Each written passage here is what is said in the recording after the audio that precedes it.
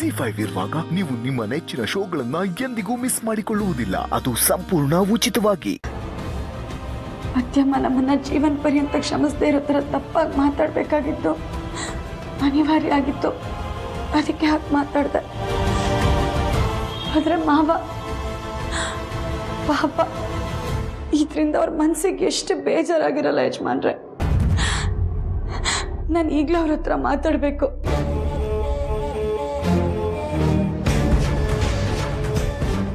ಬೇಡ ಬೇಡ, ನನ್ಗೀಗಲೇ ಅವ್ರ ಹತ್ರ ಮಾತಾಡೋದಕ್ಕೆ ಧೈರ್ಯ ಇಲ್ಲ. ನೀವೇ ಮಾತಾಡಿ ಯಜಮಾನ್ರೆ. ನೀವು ಮಾವಂಗೆ ಸಮಾಧಾನ ಮಾಡಿ. ಮಾವ ಸಮಾಧಾನ ಆದರೆ ಅವರು ಅತ್ತೆಮ್ಮನ್ನ ಸಮಾಧಾನ ಮಾಡ್ತಾರೆ. ದಯವಿಟ್ಟು ಅವ್ರಿಗೆ ಫೋನ್ ಮಾಡಿ ಯಜಮಾನ್ರೆ. ಅಲ್ಲಿವರೆಗೂ ನಾನೊಂದು ಲೋಟ ನೀರು ಕುಡಿಯಲ್ಲ. ಸರಿ, ಮಾತಾಡ್ತೀನಿ ನೀರು.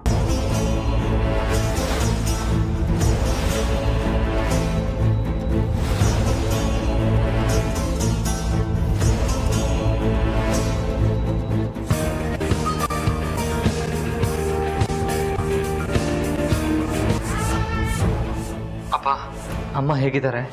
ಇನ್ನು ಬದುಕಿದಾಳಪ್ಪ.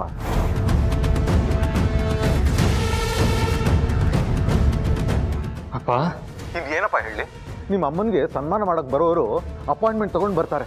ಅವಳು ಬರೋದೇನಾದ್ರು ತಡ ಆದ್ರೂ ತಾಳ್ಮೆಯಿಂದ ಕಾಯ್ತಾರೆ. ಅವಳು ತಡವಾಗಿ ಬಂದ ಮೇಲೂ ಅಷ್ಟೇ ಪ್ರೀತಿ, ಗೌರವ, ವಿಶ್ವಾಸ ಇರುತ್ತೆ. ಅಷ್ಟು ಗೌರವ ನಿಮ್ಮ ಅಮ್ಮ ಸಂಪಾದನೆ ಮಾಡಿದಾಳೆ. ಅಂಥದ್ರಲ್ಲಿ ಸೊಸೆ ಅಂತ ಅನ್ಸ್ಕೊಂಡಿರೋಳು ಮನೆ ಮುಂದೆ ಬಂದು ನಿಂತು ಮನೇಲಿ ಯಾರಾದ್ರೂ ಇದ್ದೀರಾ ಅಂತ ಶತ್ರುನ ಮಾತಾಡ್ಸೋ ಥರ ಮಾತಾಡಿ ಸವಾಲು ಹಾಕಿ ಹೋಗ್ತಾಳಲ್ಲ, ಇದಕ್ಕೇನಪ್ಪ ಹೇಳಬೇಕು? ಅಖಿಲಾಗೆ ಎಷ್ಟು ನೋವಾಗಿರ್ಬೇಡ, ಸ್ವಲ್ಪ ಯೋಚನೆ ಮಾಡಿ ನೋಡು. ಅಖಿಲ ನೀನು ಡ್ರೈವರಾಗಿ ಬರಲಿ ಅಂತ ಏನು ಹೇಳಿಲ್ಲ. ನೀನು ಯೂನಿಫಾರ್ಮ್ ಹಾಕೊಂಡು ಕಾರ್ ಮುಂದೆ ನಿಂತರು ಗಾಡಿ ಹತ್ತೋದೋ ಬೇಡೋ ಅಂತ ಯೋಚನೆ ಮಾಡ್ತಿದ್ಲು. ಇದನ್ನ ನಿನ್ನ ಹೆಂಡತಿ ಕೂಡ ನೋಡಿದ್ರು ತಾನೆ. ಅಂಥದ್ರಲ್ಲಿ ಏಕಾಏಕಿ ಬಂದು ನನ್ನ ಗಂಡನ ಡ್ರೈವರಾಗಿ ಮಾಡ್ಕೊಳ್ಳೋಕೆ ನಿಮ್ಗೆ ಎಷ್ಟು ಧೈರ್ಯ? ನಿಮ್ಗೆ ಹಣದ ಅಹಂಕಾರ ಇದ್ರೆ ಅದು ನಿಮ್ಮ ಹತ್ರನೇ ಇಟ್ಕೊಳ್ಳಿ ಅಂತ ಬಾಯಿಗೆ ಬಂದಾಗ ಮಾತಾಡ್ತಾಳಲ್ಲ, ತಪ್ಪಲ್ವಾ ಇದು? ಅಖಿಲ ಗಂಡನಾಗಿ ನನಗೆ ಸಹಿಸ್ಕೊಳಕ್ಕಾಗ್ಲಿಲ್ಲ, ಇನ್ನು ಅಖಿಲ ಹೇಗೆ ಸಹಿಸ್ಕೊತಾಳೆ? ಪಾರ್ವತಿ ಅಮ್ಮನ ಹತ್ರ ಆ ರೀತಿ ಹೊರಟಾಗಿ ಮಾತಾಡಿದ್ದನ್ನ ದಯವಿಟ್ಟು ತಪ್ಪಾಗಿ ತಿಳ್ಕೊಬೇಡಿ ಅಪ್ಪ. ಆ ರೀತಿ ಮಾತಾಡಲೇಬೇಕಾದಂಥ ಪರಿಸ್ಥಿತಿ ಬಂದಿತ್ತು. ಅದು ಯಾವ ಪರಿಸ್ಥಿತಿ ಅಂತ ನನಗೂ ಸ್ವಲ್ಪ ಬಿಡಿಸಿ ಹೇಳ್ಬೋದು ತಾನೆ? ಸಮಯ ಬಂದಾಗ ಹೇಳ್ತೀನಿ ಅಪ್ಪ. ಆ ಸಮಯ ನಾನು ಸಾಯೋದ್ರೊಳಗೆ ಬರುತ್ತಾ? ಅಪ್ಪ,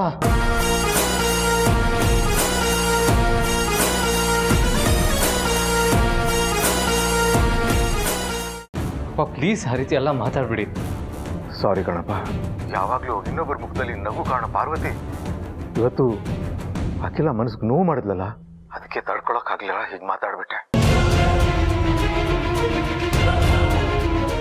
ಇಷ್ಟೊತ್ತು ನಾನು ಮಾತಾಡಿದ್ದನ್ನ ಪಾರ್ವತಿ ಹತ್ರ ಹೇಳಕ್ ಹೋಗ್ಬೇಡ. ಇಷ್ಟೊತ್ತು ನಾನು ಮಾತಾಡಿದ್ದು ಅಖಿಲ ಗಂಡನಾಗಿ, ಪಾರ್ವತಿ ಮಾವನಾಗಲ್ಲ.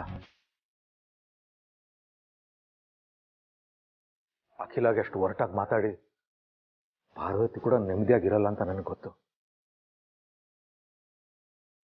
ನಮ್ಮ ಎತ್ತರಕ್ಕೆ ಬೆಳೆದು ನಿಂತ ಮಕ್ಕಳನ್ನ ಸ್ನೇಹಿತರ ಥರ ಕಾಣಬೇಕು ಅಂತಾರೆ. ನಾನು ಹಾಗೆ ಕಂಡಿದ್ದೀನಿ. ಮನಸ್ಸಲ್ಲಿರೋದನ್ನ ಮುಚ್ಚು ಮರೆ ಇಲ್ಲದೆ ಹೇಳೋ ಸ್ವಾತಂತ್ರ್ಯನೂ ಕೊಟ್ಟಿದ್ದೀನಿ.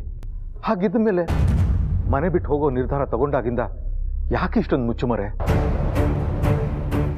ಒಂದು ಸಲ ಮನಸ್ಸು ಬಿಚ್ಚಿ ಮಾತಾಡೋ ಆದಿತ್ಯ, ನೀವಿಬ್ಬರನ್ನು ಕಾಡ್ತಿರೋ ಸಮಸ್ಯೆ ಏನು ಅಂತ ಹೇಳ್ಕೊಳ್ಳಿ.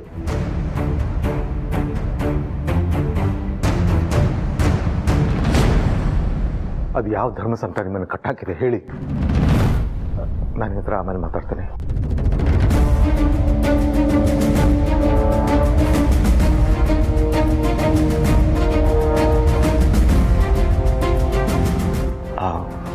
ಅಖಿಲ, ಅದು ಆದಿತ್ಯ ಫೋನ್ ಮಾಡಿದ್ದ. ಪಾಪ ಪಾರ್ವತಿ ಬೇಕು ಅಂತ ನಿನ್ನ. ಪಾಪನ? ಇನ್ನೂ ಅವ್ರ ಮೇಲೆ ನಿಮಗೆ ನಂಬಿಕೆ ಉಳಿದಿದೆಯಾ ರಘು?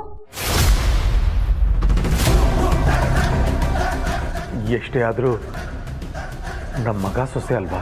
ನಿಮ್ಮ ಮಗ ಸೊಸೆ ಅಂತ ಹೇಳಿ ರಘು. ನನಗಿರೋನು ಒಬ್ಬನೇ ಮಗ, ಒಬ್ಬಳೇ ಸೊಸೆ.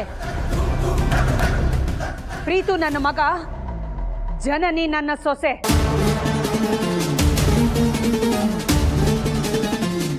ಹಾಗಂದ್ರೆ ಹೇಗೆ ಅಖಿಲ?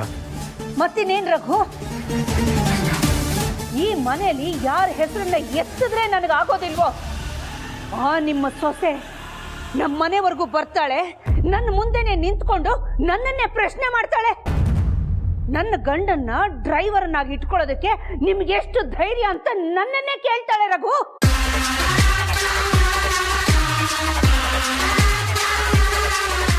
ನಾನ್ ಕರ್ದಿದ್ನ ನಿಮ್ ಮಗನ್ನ ನನ್ನ ಕಾರಿಗೆ ಡ್ರೈವರ್ ಆಗಿ ಬಾ ಅಂತ? ಅವನ ಅಗತ್ಯಕ್ಕೋಸ್ಕರ ಅವನೇ ಬಂದ ತಾನೆ. ಇಷ್ಟಕ್ಕೂ ಮನೆಯಿಂದ ಹೊರಡ್ಬೇಕಾದ್ರೆ ಡ್ರೈವರ್ ಯೂನಿಫಾರ್ಮ್ ಹಾಕೊಂಡು ತಾನೇ ಬಂದ. ಅದನ್ನ ಅವನ ಹೆಂಡತಿನೂ ನೋಡಿರ್ತಾಳೆ ತಾನೆ, ಯಾಕಾಗ್ಲೇ ತಡಿಲಿಲ್ಲ? ಇಲ್ಲಿವರೆಗೂ ಬಂದು ನನ್ನನ್ನ ಪ್ರಶ್ನೆ ಮಾಡಿದಾಳೆ ಅಂತಂದ್ರೆ ಎಷ್ಟು ಧೈರ್ಯ ಅವಳಿಗೆ. ರಘು, ನೀವು ಆಗಾಗ ಹೇಳ್ತಿರ್ತೀರಲ್ಲ ಅವ್ರ ಮನೆ ಬಿಟ್ಟು ಹೋಗಿರೋದು ಯಾವುದೋ ಒಂದು ಒಳ್ಳೆ ಉದ್ದೇಶಕ್ಕೆ ಅಂತ. ಇದೇನಾ ಆ ಉದ್ದೇಶ? ನನಗೆ ಅವಮಾನ ಮಾಡಬೇಕು, ನನಗೆ ನೋವು ಕೊಡಬೇಕು ಅನ್ನೋದೇನಾ ಆ ಉದ್ದೇಶ? ನನಗೆ ಹಣದ ಅಹಂಕಾರ ಅಂತೆ.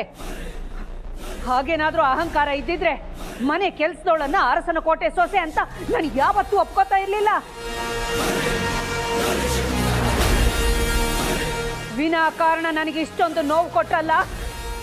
ಮನಸ್ಸಿನಿಂದ ಹೇಳ್ತೀನಿ ಕೇಳಿ, ಈ ಜನ್ಮದಲ್ಲಿ ಅವರು ಉದ್ಧಾರ ಆಗಲ್ಲ.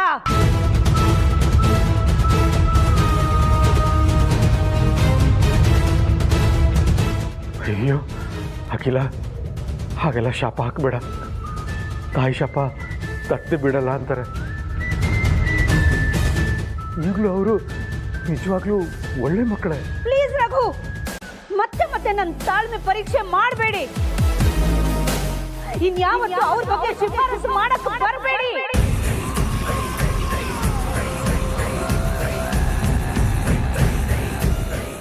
ಅವ್ರ ಕಾರಣಕ್ಕೆ ನಮ್ಮಿಬ್ಬರ ಮಧ್ಯೆ ಮನಸ್ತಾಪ ಆಗೋದು ಬೇಡ. ಪ್ಲೀಸ್.